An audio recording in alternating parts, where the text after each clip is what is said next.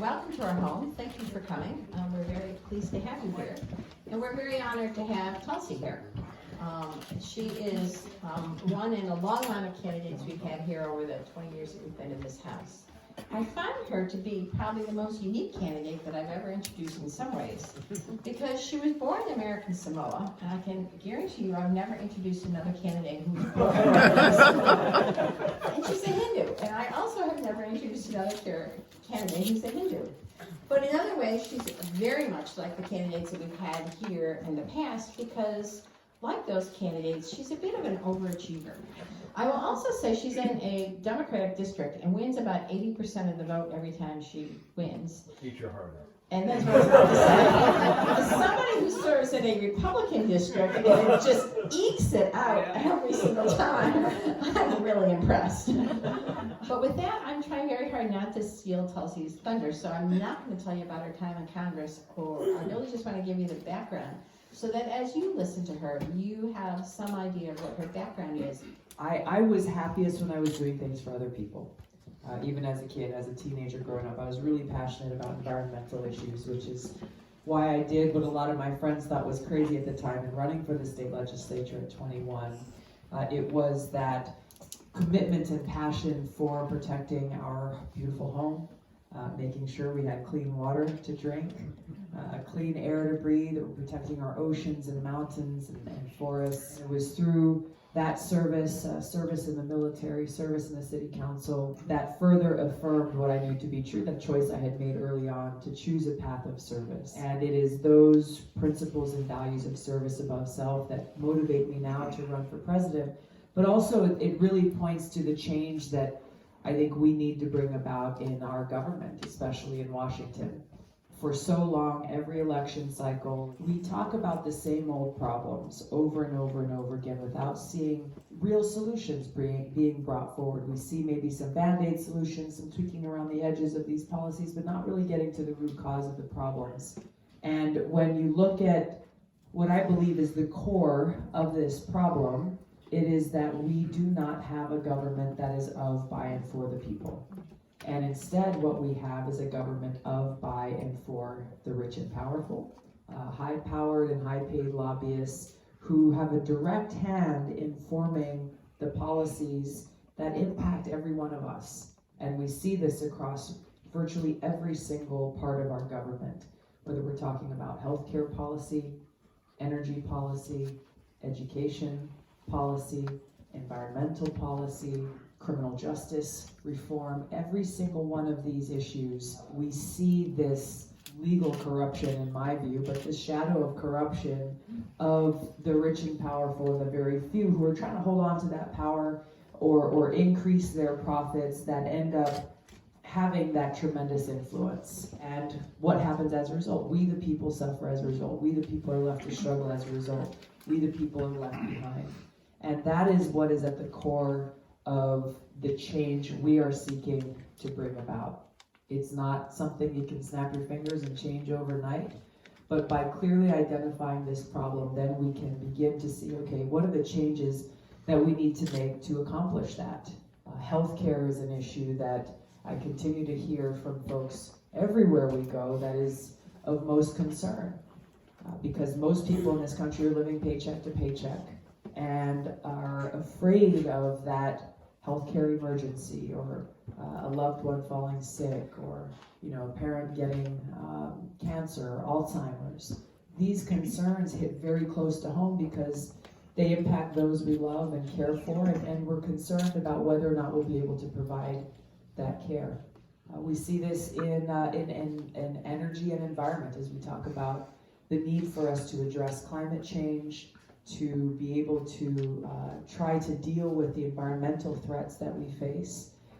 Climate change is something that is grasping the world's attention, but also I think we sometimes forget about the very real threats that go along with that face us here at home.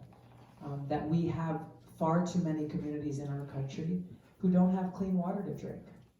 Just let that sit for a minute. In the United States of America, in New Hampshire, Flint, Michigan is still dealing with the poisons and toxins in their water, but here in New Hampshire, in Newark, New Jersey, in so many communities, people, children, everyone is being poisoned by the water that's coming out of their tap.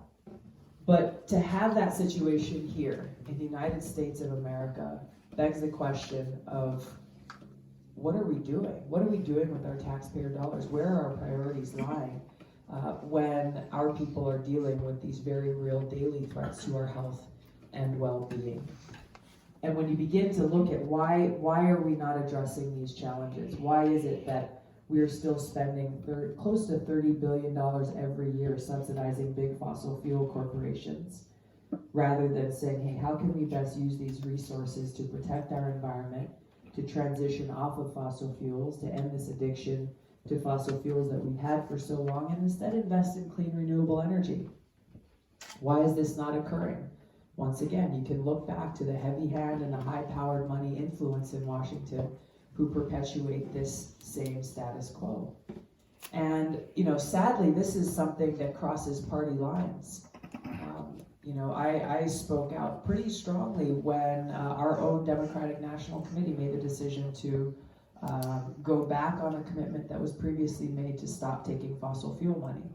And so instead, they're getting thousands and thousands of dollars from the fossil fuel industry to fund the Democratic National Committee. Now, as we look at all the different needs that we have in our communities, that you see the funding needs that you have in your local community right here, there's never enough money, right? There's never enough money. I served on the city council, and when we looked at funding that we needed for new radios for police officers, funding to rebuild roads, the nuts and bolts, the nitty gritty of what's necessary at the most local level, there's a central issue that we've got to deal with as we're looking at how do we pay for these things? How do we make sure that we're investing in serving the needs of our people? And that central issue is the cost of war. Unfortunately, you don't hear very many candidates or leaders in our country really talking about the cost of war. It is something that is often recognized around Veterans Day or Memorial Day, when appropriately those who have paid the ultimate price, sacrificing their lives for our country, are recognized, when those who have raised their hands and volunteered to serve our country and their families, their service and sacrifice is recognized. But beyond that, the conversation about the cost of war doesn't extend much farther. Now, for those of us who have served and who do serve, this is very real and it's very personal. This is more than just numbers or statistics or names that might flash on the TV screen with the latest combat casualty. This strikes very close to home. But for everyone else in the country who does not have that direct connection of service with the military, we've got to realize every one of us is paying the price for the wasteful wars of choice our country's been waging for so long. How is that?